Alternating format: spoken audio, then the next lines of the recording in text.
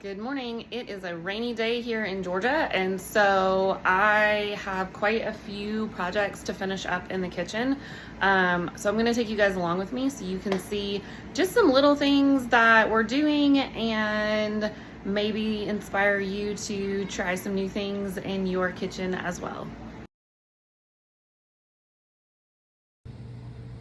We got an entire box full of potatoes and they are going to go bad before we eat all of them. So I have been turning them into hash browns.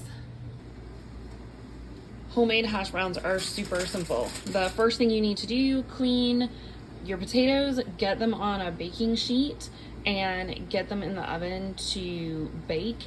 You don't have to bake them completely through. I probably bake them about 3/4 of the way through.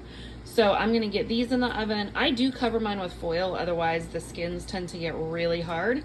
And then when they come out and cool, I'll show you how we're gonna process those. Another thing I started is some cough syrup. If you have not seen this book, The Homesteader's Herbal Companion by Amy Fuel, it is amazing. I got it for my birthday from my sister.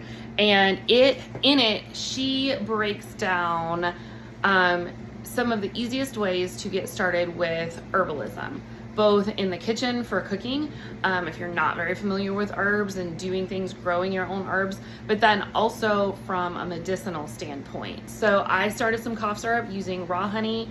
I have some oregano, some thyme, and some raw garlic in here. This is gonna have to steep for about 2 weeks before it'll be ready. But one of kind of the main reoccurring illnesses that my family gets whenever we are sick is upper respiratory type issues. Coughs, sore throats, that kind of thing. And although I have a medicine cabinet full of things, I also like those to be more of a backup for our family. So starting with something natural always makes me feel a little bit better. So this got started this morning. It will sit for about 2 to 4 weeks. And now it's time to move on to getting the next step of our spaghetti sauce started.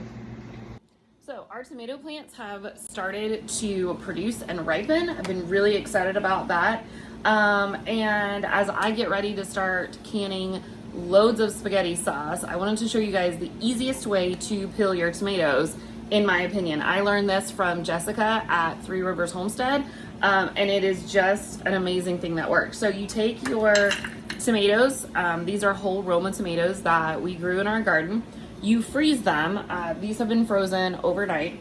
Then while you run them under hot water, these skins literally just fall off. So get them going under hot water and then they just peel off like that. And you can use the skins for, you can dry the skins for making like a tomato powder, and later on you can use that as tomato paste. You can use it for, adding flavor to like a beef stew or vegetable soup or whatever you want to do with that. These today I'm probably going to just feed to our chickens, but there are a variety of things you can do with them if you don't have chickens or you want to just use every single part for what you are, or for your kitchen.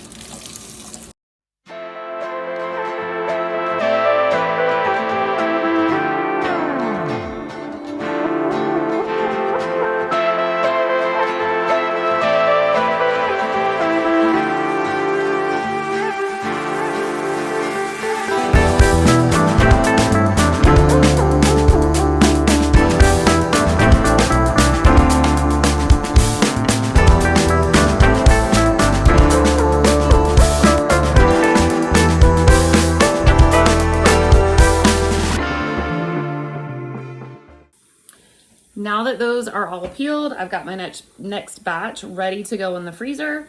And then all of these, once I get them done, will be put in my crock pot so I can start cooking down the sauce and get ready to can it. Another thing I'm doing today is getting some okra ready to freeze. If you are not a fan of slimy okra, which I am not, then you will absolutely love this method. I learned about this last year. I found it somewhere on Pinterest, and I honestly don't remember where I found it. I've gone back and tried to find the article. I'm sorry if this is your method, let me know, and I'm definitely will give you credit for it. But before you freeze okra, it is recommended that you blanch it to stop the enzymes from breaking it down and having it just continue to kind of go bad, even though it's in the freezer. If you don't blanch it, you won't have a great product. And really, on top of that, it takes on a really funny flavor. I did make that mistake with some green beans. My first year of preserving food, I froze green beans straight out of the garden. And when we ate them, they almost tasted like rotten watermelon. Like, it was just a really weird moment. So I don't like slimy okra. So the best way that I have found to blanch okra, because as you know, when okra and water mix, the slime factor goes way up, is to steam it. So I have cut up okra in my baking dish. I put some plastic wrap on top of it. I am going to put this in my microwave for about 3 to 4 minutes, just until the okra is kind of barely soft and looks cooked through. And then from there, I will put some freezer paper on a cookie sheet, and I will put that straight in my deep freezer so that these can freeze individually.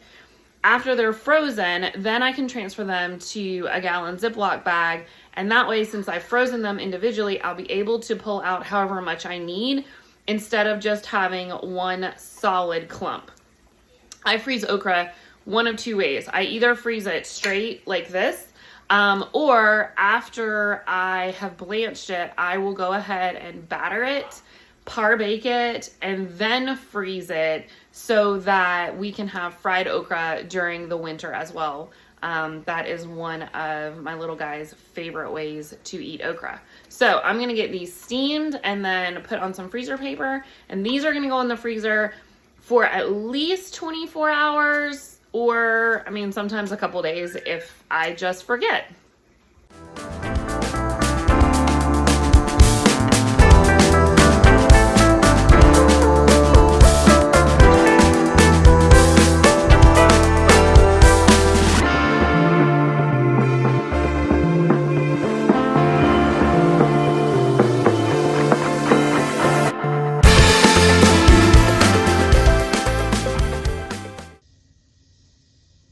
So I was waiting for the potatoes to cook and cool, and while they were doing that, I have been organizing some storage we have where I keep some of our extra art supplies, paint supplies for my business, and just fun stuff that I don't really have room for in the house, but that we use in homeschool a lot. So now that the potatoes are done, I'm gonna go in and shred them, and then we're gonna get them packed up for the freezer.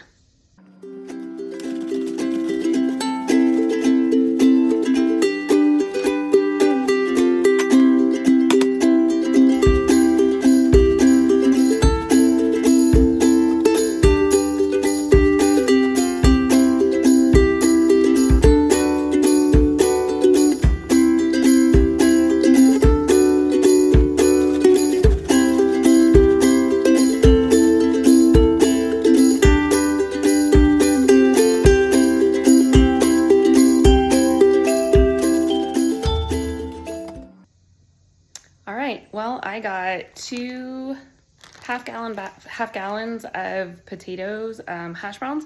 So these will go into my freezer. It is good to know that a lot of times, just because of the moisture in the potatoes, they will get some ice on them.